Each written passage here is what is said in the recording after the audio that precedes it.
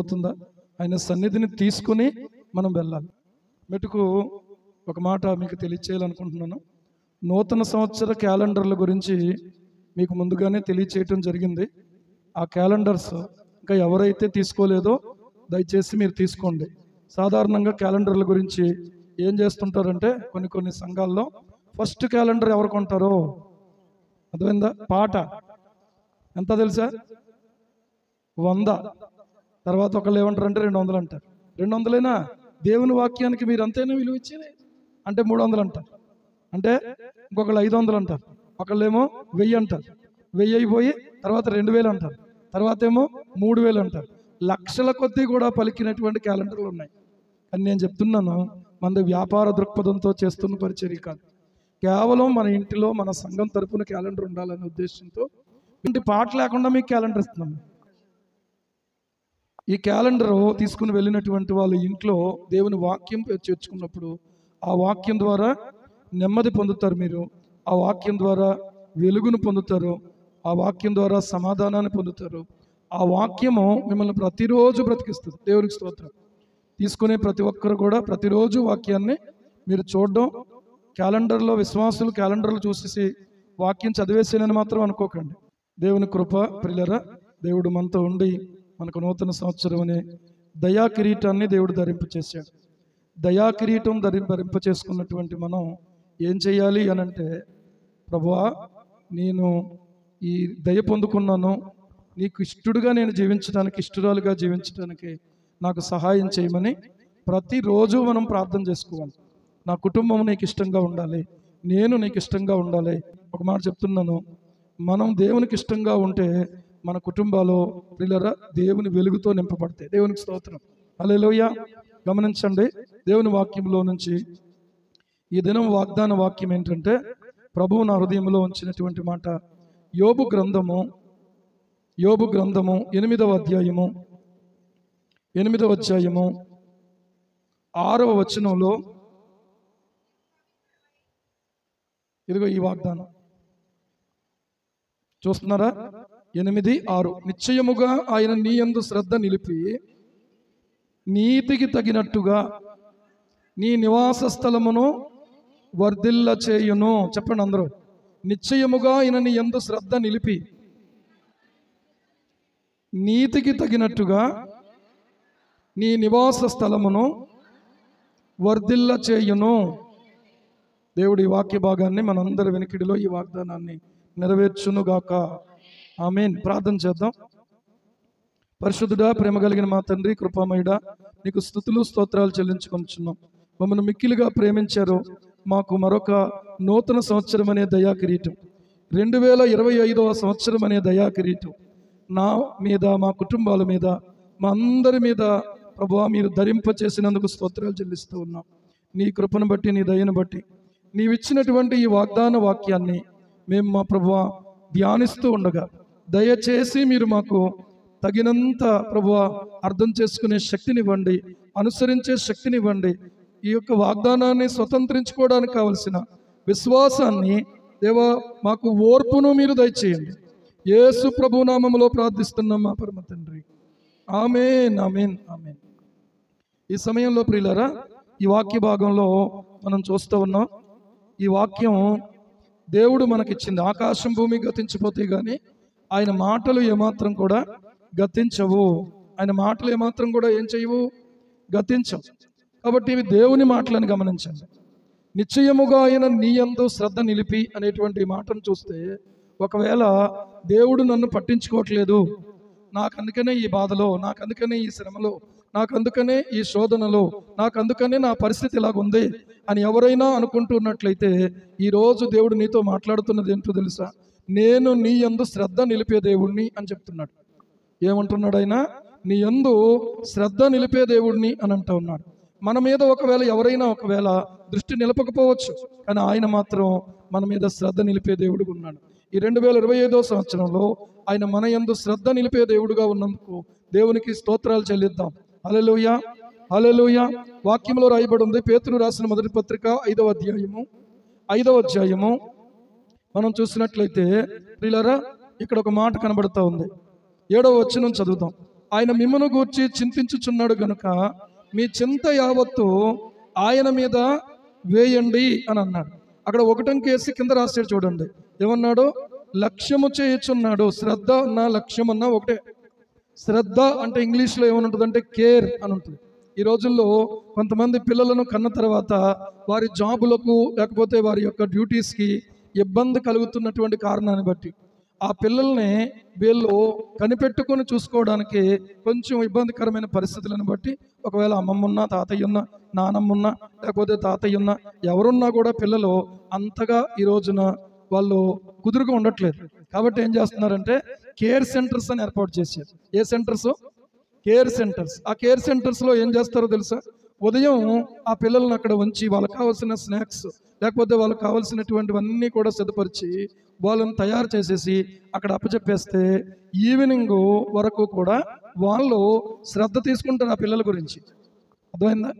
శ్రద్ధ తీసుకొని ఆ పిల్లల్ని ఆడించటం, వాళ్ళకి ఏదైనా ఏ అవసరతలు ఉన్నా కూడా వాళ్ళు చేస్తారు. వట్టిని కాదండి, వాళ్ళకి ఏం చెల్లించాలి తెలుసా? డబ్బులు కట్టాలి, ఫీజు కట్టాలి. అర్థమైందా?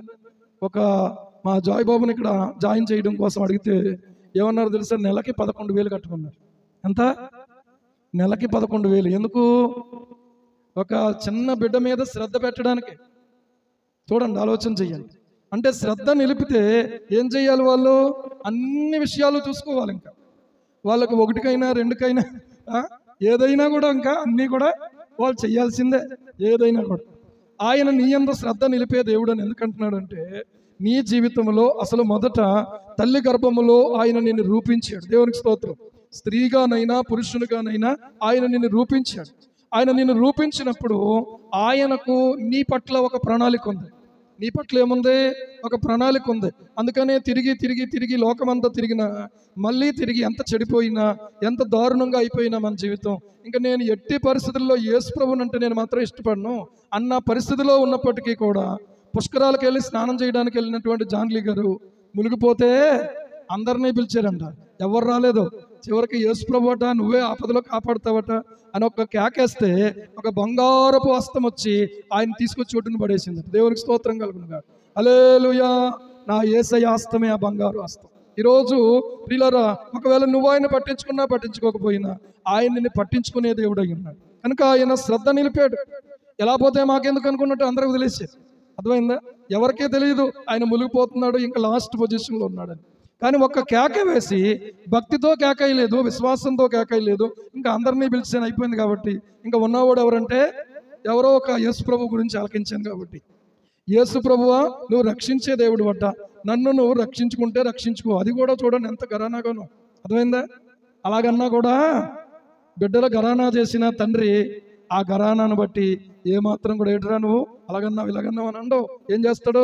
పరిగెత్తుకొని వచ్చి ఎత్తేసుకుంటాడు. దేవునికి స్తోత్రం కలుగునుగా. హల్లెలూయా. అందుకనే బైబిల్లో దేవుడు అంటున్నాడు, ప్రియులారా నేను నీ యందు శ్రద్ధ నిలిపే దేవుడు అంటున్నాడు. ఎంత శ్రద్ధ నిలిపే దేవుడు అని అంటే, మన జీవితంలో ఉన్న ఏ పరిస్థితి అయినప్పటికీ కూడా ఆయన సెలవు లేకుండా ఏది జరగట్లేదు. మీ తల వెంట్రుకలలో ఒకటైనను కూడా మీ తండ్రి సెలవు లేకుండా నేల రాలదు అని చెప్పాడు. దేవునికి స్తోత్రం. దయచేసి మీరు చూడొచ్చు, మత్తయి సువార్త 10వ అధ్యాయము 29వ వచనంలో ఈ మాట ఉంది. మీ తండ్రి సెలవు లేక వాటిలో ఒకటైనను నేలను పడదు. దేనికట? దేనికి? మీ తల వెంట్రుకల్లో ఒకటి కూడా ఏమవదు, నేల పడదు. ఎలాగా నేలను పడుతుందంటే మీ తండ్రి సెలవైతేనే. అంటే అర్థం ఏంటంటే ఏ చిన్న విషయం నీ జీవితంలో జరగాలన్నా కూడా ఆయన సెలవు లేకుండా జరగదు. కొంతమందికి గత సంవత్సరంలో జాబులు లేక చాలా నిరాశపడిపోయిన పరిస్థితిలోకి వెళ్ళిపోయి, నేను ఎంత ప్రార్థన చేస్తున్నాను, ఏంటి ఉపవాసం ఉంటున్నాను, దేవుని మందిరంలోకి వెళ్తున్నాను, వాక్యం చదువుతున్నాను, నేను ఇంకా ప్రార్థన చేయను, నేను ఇంకా మందిరానికి వెళ్ళను అనుకున్నటువంటి పరిస్థితుల్లో ఏమంటే దేవుడు ఏం చేశాడు తెలుసా? ఒక చిన్న జాబ్ ఇచ్చాడు. దేవునికి స్తోత్రం. అప్పుడు నవ్వుతూ నా దగ్గరికి వచ్చి, పాస్టర్ గారండి నాకు జాబ్ వచ్చింది. అర్థమైందా? ఇక్కడ ఉన్నాడు ఒక బాబు, ఏమన్నాడు తెలుసా? వాళ్ళ అమ్మతో చెప్పాడంట, నువ్వు చెప్పడానికి వీల్లేదు. అర్థమైందా? అమ్మమ్మతో చెప్పాడంట, అమ్మమ్మ గారు మీరు చెప్పడానికి వీల్లేదు, నేనే చెప్తాను పాస్టర్ గారికి. ఏంటది? నాకు జాబ్ వచ్చిందని. దేవునికి స్తోత్రం. చూసారా, దేవుడు పట్టించుకోవట్లేదు అనుకున్న పరిస్థితి, కానీ ఆయన పట్టించుకున్నాడు, జాబునిచ్చాడు. వివాహము జరగక ప్రియులారా వచ్చిన సంబంధాలు ఏమండి వెనక్కి వెళ్ళిపోయినటువంటి పరిస్థితుల్లో ఉన్నటువంటి వాళ్ళు, సంఘములో ఉన్నటువంటి బిడ్డలకు దేవుడు వివాహాలు జరిగించాడు. దేవునికి స్తోత్రం. గర్భఫలము రాదు అనుకున్నటువంటి ఒక మాట డాక్టర్ గారు చెప్పేసినటువంటి తర్వాత 21 రోజుల ప్రార్థనల్లో దేవుడు గర్భఫలాన్ని ఇచ్చాడు. దేవునికి స్తోత్రం కలుగునుగా. ఆయన కృప ఎంత గొప్పదో ఆలోచించండి. నిరాశపడిపోయిన పరిస్థితి, ఏమండి, నిరాశలో ఉన్నటువంటి పరిస్థితుల్లో ఆయన కృప చూపించాడు. అయితే ఇంకా మరికొందరు ఉన్నారు, వాళ్ళ పట్ల దేవుని సంకల్పం ఎంత గొప్పదో తెలుసా? నేను ఎప్పుడూ నీకు దగ్గరగానే ఉంటాను, ఇది నీకు అవసరం అని చెప్పి కొన్నిటిని ఆయన అలా ఉంచాడు మన జీవితంలో. దేవునికి స్తోత్రం. అర్థమవుతుందా? ఆయన శ్రద్ధ నిలపకపోవడం కాదు, ఆయన శ్రద్ధ నిలపకపోవడం కాదు ప్రియులారా, ఆయన నీ యందు శ్రద్ధ నిలిపే ఉంచాడు. ఏమంటే బాగున్న వాళ్ళని చూడడానికి ఎక్కువ శ్రద్ధ కావాలా, బాగోలేని వాళ్ళని చూడడానికి ఎక్కువ శ్రద్ధ కావాలా? మీరు చెప్పండి. మరి అంటే ఇంకా ఎక్కువ శ్రద్ధ మన మీద నిలుపుతాడని కదా దాని అర్థం. ఒకవేళ ఎవరైనా బాగోలేని వాళ్ళు ఉంటే, ఎవరైనా స్వస్థపరచబడలేని వాళ్ళు ఉంటే, ఎవరైనా ఒకవేళ ఇంకా సమస్యలో ఉన్న వాళ్ళు ఉంటే, ఆయన అంటున్నాడు నీ మీద ఇంకా ఎక్కువ శ్రద్ధ ఉంది నాకు. దేవునికి స్తోత్రం. హల్లెలూయా. నీకు ఇంకా దగ్గరగా ఉంటాడు. అన్నీ బాగున్న వాళ్ళు ఏం చేస్తారంటే ప్రార్థన చేసుకోవాలటి, వాక్యం చదువుకోవాలటి, మందిరానికి వెళ్ళాలటి అని అనుకుంటారు. కానీ బాగోలేని వాళ్ళు ఏం చేస్తారంటే తండ్రి తండ్రి తండ్రి నువ్వే నాకు దిక్కునైనా, నువ్వే నాకు ఆధారం నాయన, నువ్వే నాకు ఆశ్రయం నాయన, నువ్వు లేకపోతే నేను ఎలా బతకను ప్రభు. ఏం చేస్తారు తెలుసా? వీళ్ళ ప్రాణం ఆయన హత్తుకొని పోయి ఉంటుంది. చూడండి, ఎక్కువ శ్రద్ధ నిలిపేది ఎవరి మీద? ఎక్కువ బాధలో ఉన్న వాళ్ళ మీద. దేవునికి స్తోత్రం. ఆలోచన చెయ్యండి. ఇంకొక మాట చెప్తున్నాను, ఆయన శ్రద్ధ నిలిపినటువంటి దేవుడు కాబట్టి ఈ రోజున ఇంకా ఇప్పటికీ కూడా మనం ఈ దేవుని మందిరంలో సజీవంగా ఆరోగ్యంతో మనం అడుగు పెట్టగలిగాం. దేవునికి స్తోత్రం. ఆయన శ్రద్ధ పెట్టకపోతే, ఆయన మన మీద దృష్టి ఉంచకపోతే అపవాది మనల్ని ఎప్పుడో దూరం చేసేసేవాడు, లేకపోతే అపవాది మనల్ని ఎప్పుడో ఖాళీ చేసేసేవాడు. ఎంత టైం కావాలండి వాడికి? దేవుడు గనక ఒకవేళ సెలవు ఇవ్వలేదు కాబట్టి ఏమంటే వాడు ఏం చేశాడో తెలుసా? కొంచెం డిస్టర్బెన్స్ చేసినప్పటికీ కూడా మన ప్రాణాన్ని వాడు ముట్టకుండా ఉండిపోయాడు. దేవునికి స్తోత్రం. ఈ రోజున మన ప్రాణం ఎవరి చేతిలో ఉంది చెప్పండి? ఎవరి చేతిలో ఉంది? దేవుని చేతిలో ఉంది. కనుక నువ్వు భయపడక్కర్లేదు. ఆయన నీ యందు శ్రద్ధ నిలిపాడు. ఒకవేళ ప్రాణం పోద్దని చెప్పినప్పటికీ కూడా, ఇంకా లాభం లేదు, మేము గ్యారంటీ ఇవ్వలేమని చెప్పినప్పటికీ కూడా దేవుడు ఎంత అద్భుతం చేశాడో మనం విన్నాం. అలాంటి అద్భుతాలు చేసే దేవుడు. ఎప్పుడు అద్భుతం చేయాలో ఆయనకు తెలుసు, ఎప్పుడు జ్ఞాపకం చేసుకోవాలో ఆయనకు తెలుసు. ఈ రోజున నీవు ఒకవేళ అనుకోవచ్చు నన్ను పట్టించుకోవట్లేదు. కొంతమందికి వివాహాలు జరగవలసిన బిడ్డలు ఉన్నారు, కొంతమందికి ఉద్యోగాలు రావాల్సిన వాళ్ళు ఉన్నారు. నేను ఒక మాట అంటాను, దేవుని మీద నువ్వు శ్రద్ధ నిలుపు, ఆయన నీ మీద శ్రద్ధ పెడతాడు. దేవునికి స్తోత్రం. నువ్వు శ్రద్ధ నిలపకపోయినా పెడతాడు, కానీ నువ్వు నమ్మకస్తుడు అయితే మరింతగా నువ్వు ఆశీర్వదించబడతావు. నువ్వు నమ్మకస్తుడు అయితే మరింతగా నువ్వేమవుతావు? ఆశీర్వదించబడతావు. ఈరోజు ఆలోచన చెయ్యండి ప్రియులారా, ఆయన నీ యందు శ్రద్ధ నిలిపి ఉంచాడు కనుక ఏమంటున్నాడు తెలుసా? నీ నీతికి తగినట్టుగా ఆయన నీ నివాస స్థలమును వర్ధిల్ల చేయును అని అంటూ ఉన్నాడు. దేనికి తగినట్టు? నీ నీతికి తగినట్టుగా నీ నివాస స్థలమును వర్ధిల్ల చేయును. గోవాలో ఒక కుటుంబం ఉన్నారట. ఒక దైవజనుడు ఇలా చెప్పాడు. వారు ఆ యొక్క గోవా చూడడానికో లేకపోతే సువార్త నిమిత్తమో వెళ్ళారు. వెళ్ళినటువంటి సమయంలో అందరూనంటే తాగడానికి, తిరగడానికి, ఇష్టం వచ్చినట్టు ఎంజాయ్ చేయడానికి వెళ్తారు. గోవాలో డ్రింకులు ఫ్రీ, తక్కువ అంట. ఇక్కడ మన దగ్గరలో యానా ఉన్నట్టు. ఏమంటే ఎక్కువ ఫ్రీ అంటే ఫెనాయిల్ అయినా తాగేస్తారు మన వాళ్ళు. అర్థమైందా? ఫ్రీ అంటే ఫెనాయిల్ అయినా తాగేస్తారు. అలాంటి రకాలు. అని ఇక్కడ ఉన్న వాళ్ళందరూ మంచోళ్ళు. దేవునికి స్తోత్రం. ఆలోచించండి. చెప్పబోయే ఒక మాట, ఈ కుటుంబం ప్రియులారా అక్కడ ఒక బడ్డీ పెట్టుకుని ఫిష్ ఫ్రై చేసుకుని వాళ్ళు అమ్ముకుంటూ బతుకుతున్నారట. ఆయన భార్య, ఆయన 2 కొడుకులు బతుకుతున్నారు. వాళ్ళు వెళ్ళి అసలు మీరు ఎందుకు ఈ వృత్తికి వచ్చారు, ఎక్కడి నుంచి వచ్చారు, ఏంటి అసలు మీ యొక్క స్టోరీ ఏంటని అడిగారు. ఎవరో ఈ సేవకులు అక్కడ ఉన్నటువంటి ఫిష్ ఫ్రై 20 రూపాయలకు ఒక ఫిష్ ఫ్రై చేసి ఇస్తారట. వాళ్ళు అలా బతుకుతున్నారు. 20 రూపాయలకి ఒక ఫిష్ ఫ్రై చేసి ఇస్తారట. మీరు బయటికి వెళ్ళి ఎక్కడ 20 రూపాయలు అని అడగండి. ఇక్కడ కాదు, గోవాలు. ఎక్కడ? గోవాలు. ఏమండి? సరే, ఆయన అడిగితే ఆయన ఒక మాట చెప్పాడు. ఆ యజమాని, ఆ ఓనరు, ఆ బడ్డీ కొట్టు నడుపుకుంటున్నటువంటి వ్యక్తి ఏమన్నాడంటే, అయ్యా నాకు ఒకప్పుడు పెద్ద రెస్టారెంట్ ఉండేది. ఏముండేది? పెద్ద రెస్టారెంట్ ఉండేది, పెద్ద బార్ ఉండేది. తర్వాత అనేక రకాల డ్యాన్సర్లు ఉండేవాళ్ళు. చాలా పెద్ద క్లబ్ ఉండేది. క్లబ్బు, పబ్బు అన్నీ ఉండేవి మాకు. ఇవన్నిట్లో ఉండగా నేను యేసు ప్రభువుని తెలుసుకున్నాను. ఏం తెలుసుకున్నాను? యేసు ప్రభువుని తెలుసుకున్నాను. తెలుసుకున్నటువంటి తర్వాత ఏం జరిగిందో ప్రియులారా చెప్తున్నాను మీకు. తెలుసుకున్న తర్వాత ఆయన భార్య కూడా ప్రభువుని తెలుసుకున్నాడు. హల్లెలూయా. తెలుసుకున్న తర్వాత మరి ఇప్పుడు పబ్బులు, రెస్టారెంట్లు, బార్లు చేయొచ్చా? మందు అమ్మొచ్చా? డ్యాన్సులు చేయొచ్చా? అర్ధనగ్నమైనటువంటి దేహాలతోటి, అర్ధనగ్నమైనటువంటి ఆ యొక్క ఆడపిల్లలను పిలిపించి మగవాళ్ళతోటి పాపం చేయించొచ్చా? దానివల్ల వీళ్ళకి డబ్బులు వస్తాయి. ఈ రోజున చూడండి, ఓయో రూములను పెట్టారు. ఎక్కువగా ప్రియులారా ఈ రోజున జరుగుతున్నది ఏంటి అని అంటే, ఇప్పటికే నూతన సంవత్సరం ఆరంభం కాకముందే రేవ్ పార్టీస్ జరుగుతున్నాయి. రైడింగ్ జరిగింది, పలానా దగ్గర యువతులు దొరికారు, పలానా దగ్గర అమ్మాయిలు దొరికారు, అబ్బాయిలు దొరికారు, వాళ్ళను కొంతమందిని పట్టుకుందామంటే కొంతమంది పారిపోయారు అని చెప్పేసి అంటున్నారు. చూసారా ఎంత దారుణంగా ఉందో? అలాంటి యొక్క పరిస్థితి ఎందుకు జరుగుతుందంటే, దీని ద్వారా వాళ్ళకి డబ్బులు వస్తాయి, ఈ ఆదాయము ఎక్కువగా ఉంటుంది వాళ్ళకి. ప్రియులారా, ఈ ఆదాయాన్ని కలిగి ఉన్నటువంటి వీళ్ళతో ప్రభు ఒకసారి చెప్పారంట. ఏమన్నారో తెలుసా? మొదట ఏమన్నారంటే, నీవు ఏం చేస్తావంటే మొత్తం ఉన్నటువంటి ఆ యొక్క ఏంటయ్యి మందు సీసాలన్నింటినీ కూడా పగలగొట్టేమన్నాడంట. లక్షల రూపాయల సరుకు పగలగొట్టేమన్నాడంట ఏసై. ప్రార్థన చేసుకుంటుంటే, ఇదేంటి బాబోయ్ పగలగొట్టేయమంటున్నావు ఏంటి ప్రభువా? దీని మీద ఎంత పెట్టుబడి పెట్టాను, పగలగొట్టేయ్ అన్నాడు. ఇవన్నీ పగలగొట్టేసాడు. దేవుడు చెప్పాడని చెప్పి పగలగొట్టేసిన తర్వాత మామూలుగా యథారీతిగా ప్రజలు వచ్చేసారు. ఎందుకో తెలుసా? మందు తాగడానికి వచ్చేస్తే ఈయన చెప్పాడు, ఇక్కడ ఉండదండి, మా మోనర్ గారికి ఏమైందో తెలియదు కానీ అన్ని మందు సీసాలన్నీ పగలగొట్టేసాడు. ఈయనకి పిచ్చి పట్టేసింది అనుకున్నారట. ఎవరు అని అంటే, ఆ రెస్టారెంట్లో ఆయన దగ్గర పనిచేసే పనులు, సర్వ్ చేసే వాళ్ళు ఉంటారు, సర్వర్స్ వాళ్ళు. ఏమండి, తర్వాత ఏమన్నాడంటే దేవుడు, నీ బార్ మూసేయమన్నాడంట. డాన్సర్ని పంపించేయమన్నాడంట. ఒకటి దేవుడు ఏం చేస్తున్నాడు? ఖాళీ చేసేయమంటున్నాడు. ఆ తర్వాత ఏం జరిగిందంటే, ప్రియులారా ఉన్నటువంటి పనోళ్ళందరూ ఏమనుకున్నారంటే, ఇక్కడ బార్ లేదు, రెస్టారెంట్ లేదు, ఇక్కడ డాన్సర్స్ రాకుండా మొత్తం అందరినీ పంపించాడు ఈయన. ఎక్కడ మనం ఏమాత్రం బతకలేము, ఇంకొన్ని కాలం ఉంటే మనకు బతుకు తెరువు కూడా కష్టమైపోద్ది, ఇంకో దగ్గరికి ఎక్కడికైనా వెళ్ళిపోదామని చెప్పి అందరూ వెళ్ళిపోయారంట. ఈలోగా ఏం జరిగింది అని అంటే, ప్రియులారా luxurious house, luxurious car, luxurious restaurant, ఇవన్నీ ఏమైపోయినాయి అంటే ఈఎంఐలు కూడా కట్టనటువంటి కారణాన్ని బట్టి మొత్తం అన్నీ కూడా పోయినాయి. యేసు ప్రభు నమ్ముకుని ఇప్పుడు ఏం మిగిలాడు? ఒట్టి బట్టలతో, భార్య బిడ్డలతో మిగిలాడు. అంతే. ఏమంటే ఏం చేయమంటావు ప్రభు? అప్పుడు ఇంకేమీ లేదు.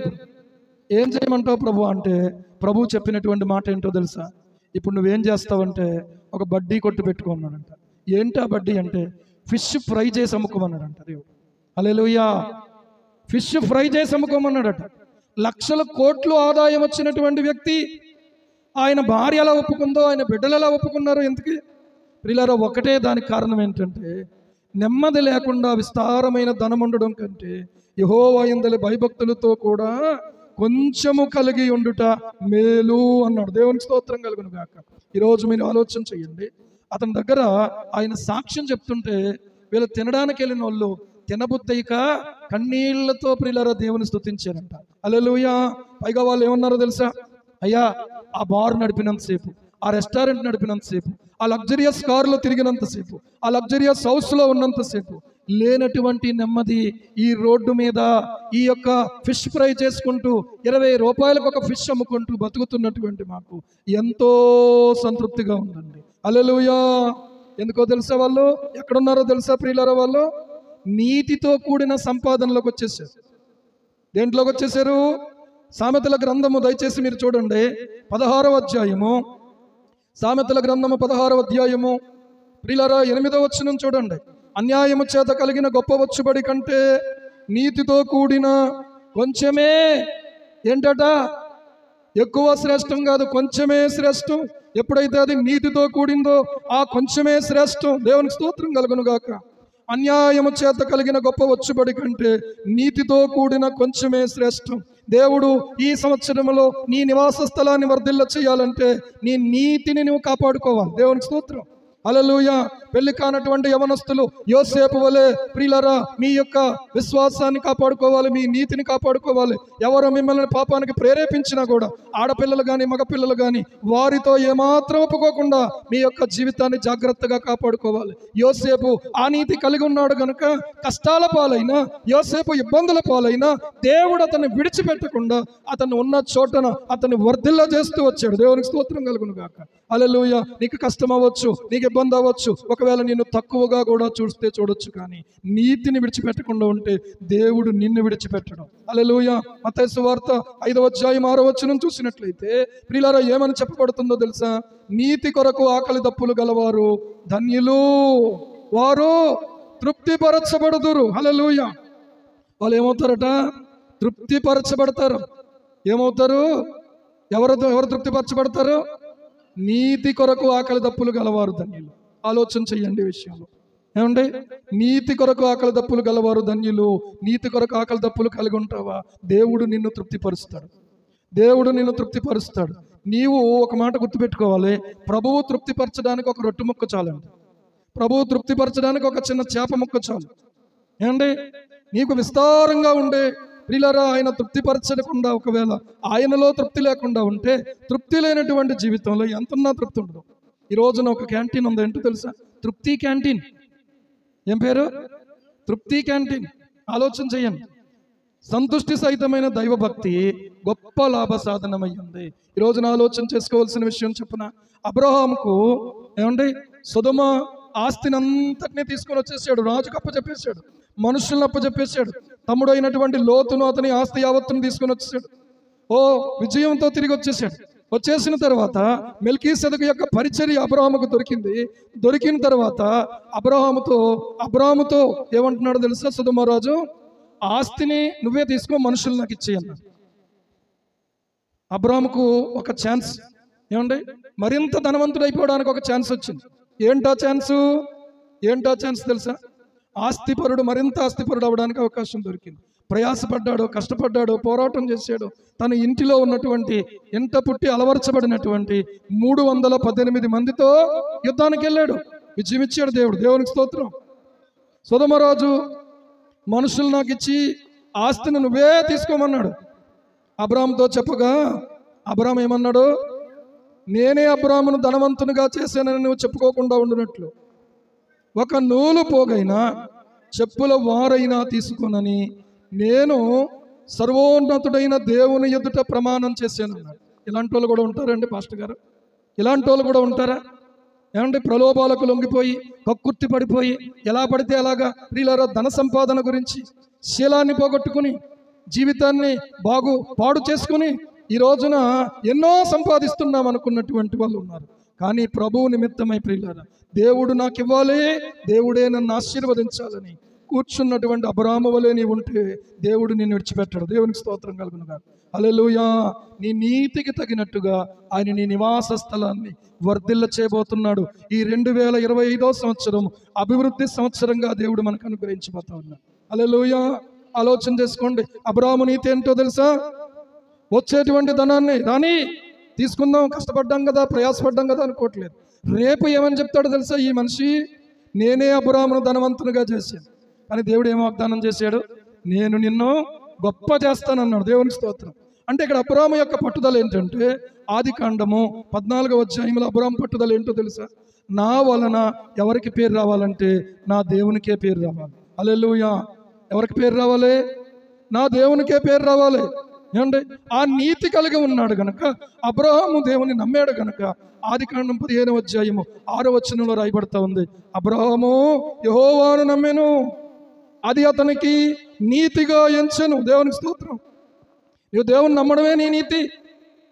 నీకున్నటువంటి ఇబ్బందులు, నీకున్న కష్టములో, లేకపోతే నీకున్న కొద్దిపాటి సంపాదనలో ప్రియులారా నా దేవుడు నన్ను ఆశీర్వదించాలి, కానీ ఈ అన్యాయపు సంపాదన నాకొద్దు, ఈ అక్రమమైన సంపాదన నాకొద్దు, ఎవరో ఇచ్చేది ప్రియులారా నేను ఆశపడను. ఈరోజు ఏమంటుందో తెలుసా?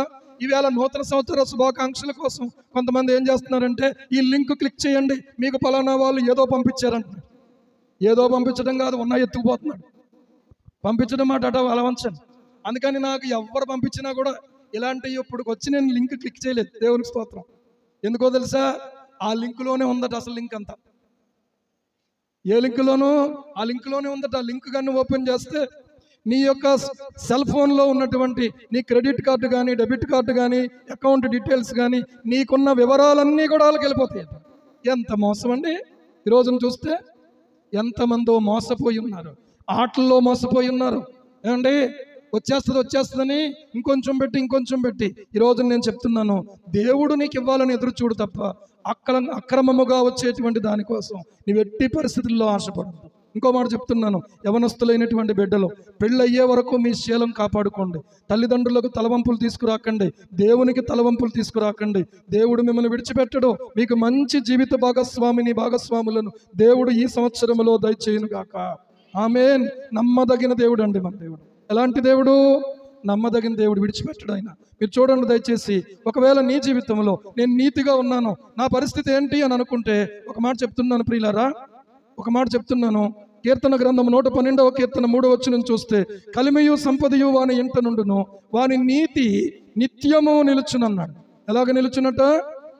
వాని నీతి నిత్యము నిలుచునన్నాడు. దయచేసి మీరు చూడండి మరొక మాట, సామెతల గ్రంథము 3వ అధ్యాయము, సామెతల గ్రంథం 3వ అధ్యాయం 33వ వచనం చూడండి. 33వ వచనంలో ఏం రాయబడతా ఉందో తెలుసా? నీతిమంతుల నివాస స్థలమును ఆయన ఆశీర్వదించును. నీ జీవితంలో నీతి ఉంటే, నీ ఇల్లు నీతిమంతుల నివాస స్థలంగా ఉంటే ఖచ్చితంగా ఆయన ఆశీర్వదిస్తాడు. 116వ కీర్తనలో మనం చూసినట్లయితే ప్రియులారా, నీతిమంతుని గుడారములో నుండి రక్షణను గూర్చినటువంటి ఉత్సాహసునాదములు వినబడుచుండును అని అంటున్నాడు. ఏం వినబడుచుండును? 118వ కీర్తన 15వ చరణం, నీతిమంతుల గుడారములలో నుండి రక్షణను గూర్చిన ఉత్సాహసునాదం వినబడును. ఒక మాట చెప్తున్నాను, ఏకాంత ప్రార్థన, కుటుంబ ప్రార్థన, సంఘ ప్రార్థనను మీరు ప్రేమించండి. దేవుడు మీ ఇంటిని ఉత్సాహగానాలతో నింపుతాడు. దేవునికి స్తోత్రం. దేవుడు మీ నివాస స్థలాన్ని ఆశీర్వదిస్తాడు. ఏమీ లేకుండా ఎలాగ ఆశీర్వదిస్తాడండి? ఏమీ లేకుండా ఎలాగ ఆశీర్వదిస్తాడు? దానికి మన వంతుగా మనం చేయవలసింది మనం చెయ్యాలి. ఇప్పుడు వాగ్దానం తీసుకున్నారు మీరు, ఆ వాగ్దానం ఎక్కడుంది బైబిల్లో? ఏ వచనం? ఆ వచనానికి ముందేముంది? నేనేం చేయాలి, దేవుడు ఏం చేస్తాడో చూసుకోండి. నేనేం చేయాలి, దేవుడు ఏం చేస్తాడు? ఆయన చేసేది ఆయన చెయ్యాలి అని అంటే ముందు నువ్వు చేసేది నువ్వు చెయ్యాలి. దేవునికి స్తోత్రం. ఆలోచించండి. నీ నివాస స్థలమును దేవుడు ఆశీర్వదిస్తాడు. ఇంకొక మాట కూడా చెప్తున్నాను ప్రియులారా, నీతిమంతుని ఏమంటే ఇల్లు గొప్పదననిదట. ఎలాంటినిది? గొప్పదననిది నీతిమంతుని ఇల్లు. చెప్పడానికి చాలా వాక్యాలు ఉన్నాయి, కానీ టైం అయిపోయింది, ముగించేస్తున్నాను. ఒక మాట చెప్తున్నాను, ఈ సంవత్సరంలో నీ నీతిని నువ్వు కాపాడుకో. ఈ సంవత్సరంలో నువ్వు నీతిని విడిచిపెట్టద్దు. ఎవరేమన్నా కూడా నీవు దేవుని విడిచిపెట్టద్దు.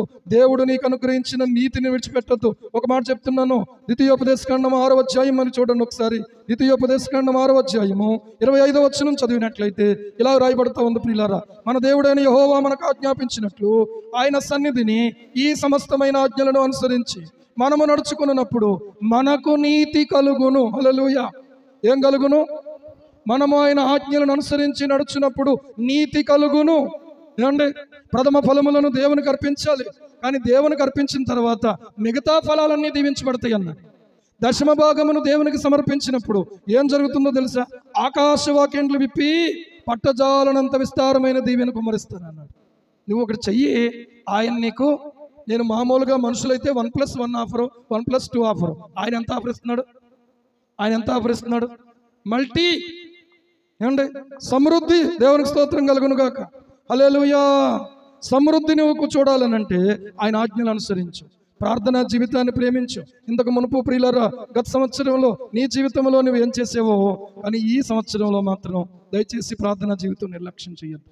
ప్రార్థనా జీవితం నిర్లక్ష్యం చేయొద్దు. ఎవరు ప్రార్థన చేస్తారో, ఎవరు దేవునితో మాట్లాడతారో, దేవుడు వారితోనే మాట్లాడతాడు. దేవుడు వారితోనే మాట్లాడతాడు. దేవుడు నాతో మాట్లాడాలన్న వాళ్ళు చెయ్యొద్దు, చూపించండి. దేవుడు నాతో మాట్లాడాలన్న ఆశ నీకు ఎంత ఉందో ప్రియులారా, నువ్వు ఆయనతో మాట్లాడాలనే ఆశ కూడా ఆయన కలిగి ఉన్నాడు. హల్లెలూయా. ఏమండి? దేవుడు నీతో మాట్లాడాలంటే ఎలా మాట్లాడతాడో? నీ ప్రార్థన ద్వారా నువ్వు దేవునితో మాట్లాడితే, ఇదిగో ఈ వాక్యము ద్వారా దేవుడు నీతో మాట్లాడతాడు. ఈరోజు దేవుడు నీతో మాట్లాడుతున్నది ఏంటో తెలుసా? నిశ్చయముగా నేను నీ యందు శ్రద్ధ నిలుపుతాను, నీ నీతికి తగినట్టుగా నీ నివాస స్థలాన్ని వర్ధిల్ల చేస్తాను. కొలత ఏంటో తెలుసా? నీ నీతి. ఏంటి? నీ నీతి. దేవుని వాక్యాన్ని అనుసరించే నీ నీతి, సువార్త ప్రకటించే నీ నీతి, ప్రభువును ప్రేమించే నీ నీతి, ప్రభువుకి ఇచ్చే నీ నీతి, ప్రభువుకి ఇష్టము కానిది విసర్జించి ఇష్టమైన దాన్ని చేసే నీతి. దేవునికి స్తోత్రం. హల్లెలూయా. ఎప్పుడైతే నువ్వు ఇలా చేస్తావో నీ నీతికి తగినట్టుగా నీ నివాస స్థలాన్ని వర్ధిల్ల చేసే దేవుడు ఉన్నాడు. ఆయన విడువడు, ఎడబాయుడు. అబ్రహామును వర్ధిల్ల చేసాడు. ఇంకో మాట చెప్తున్నాను, ఈ లోకరీతిగా వర్ధిల్లడం కాదు.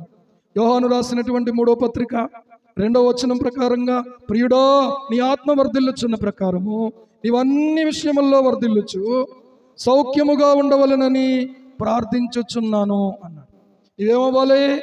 ఆత్మలో వర్ధిల్లాలి. ఇందాక ఆ తల్లి సాక్ష్యం చెప్పారు సహోదరి, ఏమంటే దేవుడు నన్ను మరణంలో నుంచి లేపాడు ఆయన కృపను బట్టి, కానీ నేను ఎన్ని సంవత్సరాలు అయింది కానీ ఆత్మలో ఎదగలేదండి అని చెప్పింది. యథార్థంగా చెప్పింది. ఈ రోజున సంవత్సరాలు మనకు వయసు వచ్చేయచ్చు, కానీ ఆత్మీయమైన ఎదుగుదల లేనటువంటి పరిస్థితి. కొంతమంది ఏమో రక్షణ లేనివారు, కొంతమంది ఏమో రక్షణ పొంది రక్షణలో ఎదుగలేనటువంటి వారుగా మిగిలిపోయిన వారు. దయచేసి ఈరోజు ఈ యొక్క నూతన సంవత్సరంలో అడుగుపెట్టినటువంటి నీవు ఒక ఆలోచన చేసుకో. ప్రభువా, నేను అడిగినవన్నీ గత సంవత్సరంలో నాకు ఇచ్చావు, కానీ ఈ సంవత్సరంలో నేను ఆత్మీయంగా ఎదగాలి, నేను ఆత్మీయంగా ఎదగాలి. దేవునికి స్తోత్రం. ఆత్మలో నేను వర్ధిల్లాలి. ఎలా వర్ధిల్లాలి? ఆత్మలో వర్ధిల్లాలి. దేవా, నన్ను జ్ఞాపకం చేసుకోవా. నువ్వు ఆత్మలో వర్ధిల్లుతుంటే అన్ని విషయాల్లో వర్ధిల్లుతూ సౌఖ్యంగా ఉంటావు. ఇంకో మాట చెప్తున్నాను, దేవుని చిత్తమైతే దేవుడు కొంతమందిని అవుట్ ఆఫ్ కంట్రీస్ పంపబోతా ఉన్నాడు. అయితే నీ ముందు నీ ఆత్మ వర్ధిల్లాలి. అక్కడికి వెళ్ళిన తర్వాత కూడా నీ ఆత్మ ప్రియులారా క్షీణించకుండా ఇక్కడ నేను బలంగా దేవుని సన్నిధిలో గడపాలి. వెళ్ళబోతున్నటువంటి దేశం ఏదైతే ఉందో, చేర్చబోతున్నటువంటి దేవునికి ఏమాత్రం అపనమ్మకస్తుడిని కాకూడదు అయ్యా. దయచేసి నాకు మొదట నాకు సహాయం చేయి ప్రభు. ఒక యవనస్తుడి గురించి విన్నాను ప్రియులారా, 2 లక్షల రూపాయలు జాబ్ అంట. అని దేవుడు మాట్లాడాడు. జాబ్కు వెళ్ళేటప్పుడే దేవుడు మాట్లాడాడట.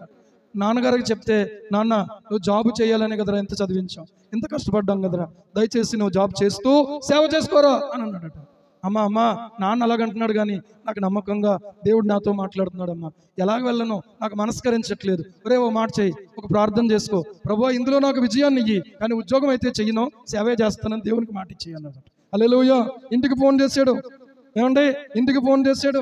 ఫోన్ చేసి, దేవుడు నన్ను సేవకు రమ్మంటున్నాడమ్మా, మీరేమో ఉద్యోగానికి వెళ్ళమంటున్నారు, దేవుడు నన్ను సేవకు వెళ్ళమంటున్నాడు అంటే, ఒరే నువ్వు ఒకటే ప్రార్థన చేసుకో, ప్రభువా నేను సక్సెస్ అవ్వాలి, కానీ ఉద్యోగం మాత్రం చేయను, నీ సేవ చేస్తాను. తమిళనాడు వరకు వెళ్ళాడు, ఉద్యోగానికి సెలెక్ట్ అయిపోయాడు.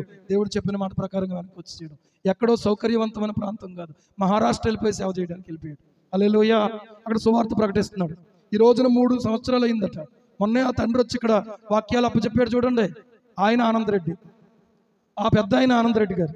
ఏమంటే ఈ రోజున ఆలోచన చేస్తే ప్రియులారా, ఆయన అబ్బాయికి వివాహం అయింది, ఇప్పుడు పిల్లలు, ఏమంటే చక్కగా అక్కడ దేవుని సేవ చేస్తున్నాడు, సేవలో సంతోషిస్తున్నాడు, దేవుని కొరకు పని చేయటంలో సంతోషిస్తున్నాడు. పరిచర్యలో ఉందండి సంతోషం, దేవుని సన్నిధిలో ఉందండి సంతోషం, దేవుని పనిలో ఉంది సంతోషం, దేవుని కోసం ఖర్చు అవ్వడంలో ఉంది. కొంతమంది ఎలాగున్నారో తెలుసా, ప్రభువా నాకు అది కావాలి, ప్రభువా నాకు ఇది కావాలి, ప్రభువా నాకు అది కావాలి, నాకు ఇది కావాలి అంతే. కానీ ప్రభువా నన్ను ఏం చేయమంటావు నైనా అని అడిగినటువంటి సౌలు లాంటి ఒక్క ప్రార్థన మనం ఈ రాత్రి చేయగలిగితే దేవుడు నీకేం చెప్తాడో, ప్రభువా నన్ను ఎందులో పెడతావో, నన్ను ఏం చేయమంటావో దయచేసి నేను చేస్తాను ప్రభువా అనే ఒక ఉద్దేశం నీలో ఉంటే దేవుడు నిన్ను వర్ధిల్ల చేసి ఆయన నిన్ను వాడుకోవడానికి ఆశపడుతున్నాడు. హల్లెలూయా.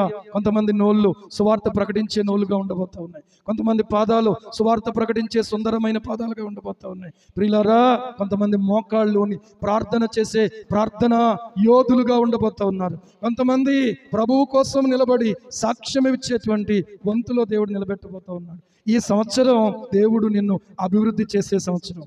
ఏమీ తిరుగులేదు. మరొక్క మారు దేవుని సేవకునిగా చెప్తున్నాను, నువ్వు వర్ధిల్లే సంవత్సరం ఇది, నువ్వు అభివృద్ధి పొందే సంవత్సరం ఇది. బాప్తిసం పొందబోతున్న బిడ్డలు కూడా మీరు క్రమాన్ని నేర్చుకోవాలి, క్రమాన్ని అనుసరించాలి. పొందిన వారిని చూడొద్దు, నిర్లక్ష్యంగా చేసిన వారిని చూడొద్దు, దేవుని వైపు చూసి చక్కగా భక్తి జీవితం జీవించిన వాళ్ళని చూడండి. హల్లెలూయా. ఏమండి, సిద్ధపడండి. ఉదయకాలం 10 గంటలకి బాప్తిస్మాల కార్యక్రమం ఉంటుంది. ఏమండి, ఆలోచన చేసుకోండి. సమయం మిక్కిలి సంకుచితంగా ఉంది, ఎంతో ఉందనుకోదు. నీవు ప్రకటించడానికి సమయం కొంచెమే ఉంది. ప్రభువు రాకడ సమీపంగా ఉంది ప్రియులారా. కొంతమంది బిడ్డలు ఏమండి ఏదో ఇంకా టైం ఉందనుకుంటున్నారు. నో, చెప్పలేం టైం ఎంత టైం ఉందో చెప్పలేం. ప్రభువా సమయాన్ని నేను సద్వినియోగం చేసుకుని నీకు ఉపయోగపడే జ్ఞానం దయచే, నీవిచ్చే ఆధ్యాత్మికమైన సంపదను నేను స్వతంత్రించుకోవడానికి నాకు సహాయం చేయను. హల్లెలూయా. కలిమియు సంపదయు వాని ఇంట ఉండును, వాని నీతి నిత్యము నిలుచును. ఎంత గొప్ప మాట చూడండి. ఏం కలిమి? ఈ లోక సంబంధమైన కలిమని కాదు, ఆత్మ సంబంధమైన కలిమి కావాలి. ఏ సంపద? ఆత్మ సంబంధమైన సంపద కావాలి. ఇట్టి కృపతో దేవుడు మనల్ని ఈ సంవత్సరంలో దీవించబోతున్నాడు. ఈ సంవత్సరంలో ప్రియులారా వ్యక్తిగత సువార్త ఎక్కువ జరగాలి. ఈ సంవత్సరంలో ఆల్ నైట్ ప్రేయర్స్ ఇక్కడ సామర్లకోటలో కూడా జరగాలని నిర్ణయించుకున్నాం. ఇంకో మాట చెప్తున్నాను, ఈ సంవత్సరంలో అక్కడ కూడా సభలు జరగాలి. దేవునికి స్తోత్రం. ఆయన చిత్తమైతే, ఆయన రాకడ ఆలస్యమైతే, ఆయన అంగీకరిస్తే ఆయన కొరకు వాడబడే సంవత్సరం ఇది. ఆయన కొరకు ఉపయోగపడే సంవత్సరం ఇది. ఇంతవరకు ప్రభువును వాడుకున్నావు నువ్వు, ఇంతవరకు ప్రభువును ఉపయోగించుకున్నావు నువ్వు. కానీ ఈ సంవత్సరం ప్రభువు నిన్ను వాడుకునే సంవత్సరం. నువ్వు ఎక్కడికి వెళ్ళినా కూడా ప్రభువు నిన్ను వాడుకునే సంవత్సరం. హల్లెలూయా. ఆయనకు అప్పగించుకుందామా? ఒకసారి లేచి నిలబడదాం, ప్రార్థన చేసుకుందాం. ప్రభువా దయచేసి జ్ఞాపకం చేసుకోండి, దయచేసి గమనించండి. ఇంకా శుక్రవారం ప్రార్థన కూడా ఉంది మనకి. దయచేసి గమనించండి. మొదటి ఆదివారం ప్రభు బల్ల కార్యక్రమం జరగబోతా ఉంది. దయచేసి సిద్ధపడండి. హల్లెలూయా, హల్లెలూయా. నీ రాకపోకల యందు యెహోవా నిన్ను కాపాడును గాక. హల్లెలూయా, హల్లెలూయా, హల్లెలూయా. నీ ప్రక్కన ఆయన నీడగా ఉండును గాక.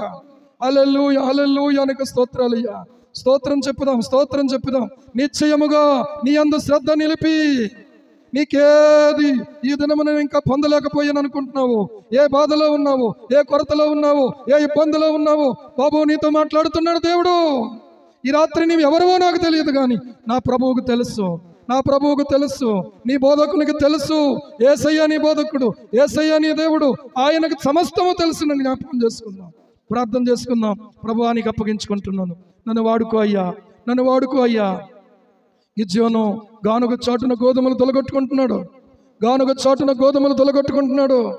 ప్రియులారా, ఎవరికి ఏ సహాయం అవసరమైన మేరకు సహాయం చేయడానికి కూడా ఈ సంవత్సరం నువ్వు చేతులు చాపడానికి సిద్ధపడు.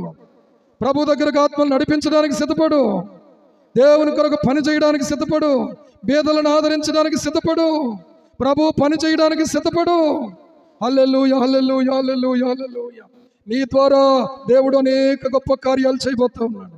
హల్లెలూయా, హల్లెలూయా, హల్లెలూయా, హల్లెలూయా. ఓ రాజానికి వందనాలు. రాజాని సన్నిధిలోనే ఉంటానయ్యా, మనసారా ఆరాధిస్తూ బ్రతికేస్తానయ్యా. రాజాని సన్నిధిలోనే ఉంటానయ్యా, మనసారా ఆరాధిస్తూ బ్రతికేస్తానయ్యా. నేనుండాలేనయ్యా, నే బ్రతుకాలేనయ్యా, నేనుండాలేనయ్యా. నీవే లేకుండా నేనుండాలేనయ్యా, నీ తోడే లేకుండా నే బ్రతుకాలేనయ్యా. నీవే లేకుండా నేనుండాలేనయ్యా, నీ తోడే లేకుండా నే బ్రతుకాలేనయ్యా. రాజాని సన్నిధిలోనే ఉంటానయ్యా, మనసారా ఆరాధిస్తూ బ్రతికేస్తానయ్యా. నా మనసారా ఆరాధిస్తూ బ్రతికేస్తానయ్యా. మరొక మారు ప్రభు తట్టు చేతులెత్తుదాం. ప్రభువా, మా దేశ పాలకులకు సహాయం చేయండి, మా రాష్ట్ర పాలకులకు సహాయం చేయండి. జ్ఞానం అనుగ్రహించండి, యువతకు మంచి జ్ఞానం అనుగ్రహించండి, కన్యకులకు మంచి జ్ఞానం అనుగ్రహించండి, చదువుకుంటున్న బిడ్డలకు మంచి భవిష్యత్తు అనుగ్రహించండి, రక్షణ లేని బిడ్డలకు రక్షణ అనుగ్రహించండి. రక్షణలో ఉన్నవారు రక్షణలో మేము ఎదగడానికి సహాయం చేయండి. నీ వాక్యములో ఆనందించడానికి సహాయం చేయండి. నీకు ఉపయోగపడే పాత్రలుగా ఉండడానికి మీరు మాకు సహాయం చేయండి ప్రభువా. హల్లెలూయా, హల్లెలూయా, హల్లెలూయా, హల్లెలూయా. మా దేవా మీకు స్తోత్రాలయ్యా. మహోన్నతుడా నీకు స్తోత్రాలయ్యా. మా రక్షక మీకు స్తోత్రాలయ్యా. సర్వాధికారి నీకు స్తోత్రాలయ్యా. నిరంతరము స్తోత్రార్హుడై ఉన్నవాడా నీకు స్తోత్రాలు. మీ సన్నిధి మాతో ఉంచండి ప్రభు. నీ కృప మాకు సమృద్ధిగా దయచేయండి. నీ నీతికి తగినట్టుగా నీ నివాస స్థలమునైన వర్ధిల్ల చేయననే వాగ్దానాన్ని, నిశ్చయముగా నీ అందైన శ్రద్ధ నిలుపును అనే వాగ్దానాన్ని మాకు ఇచ్చినందుకు స్తోత్రాలయ్యా. ఇంతవరకు మమ్మల్ని పట్టించుకోవట్లేదు అనుకున్నాం మేము. ఇంతవరకు కొన్నిసార్లు అనుమానంతో ప్రభువా మేము వెనకడుగు వేసామేమో, కానీ ఈ సంవత్సరంలో వెనకడుగు వేసే సంవత్సరంగా కాకుండా ముందుకు అడుగు వేసే సంవత్సరంగా, ముందుకు మా ప్రభువా మీ కొరకునైనా అయా రోషము కలిగి నడిచేవారుగా ఉండడానికి మీరు మాకు సహాయం చేయండి. మా కుటుంబాలను మీరు మీ సమాధానముతో నింపండి. నీవిచ్చిన వాగ్దానము చొప్పున మీరు వర్ధిల్ల చేయండి నాయన.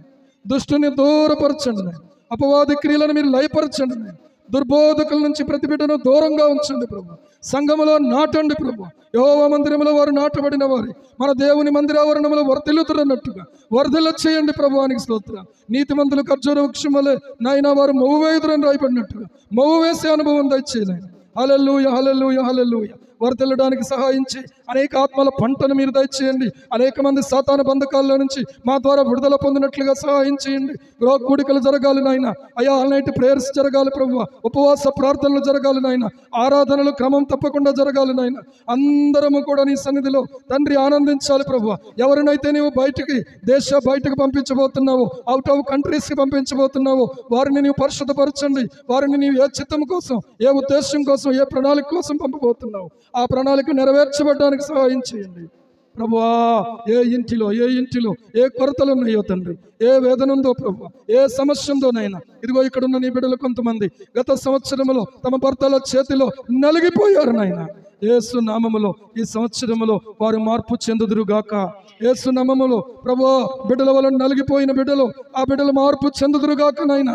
ఏ ఇంటిలో ఏ వేదన అయితే, శోధన అయితే ఉందో, ఏ యొక్క అనారోగ్యం అయితే ఉందో, యేసు నామములో అది తొలగిపోవును గాక.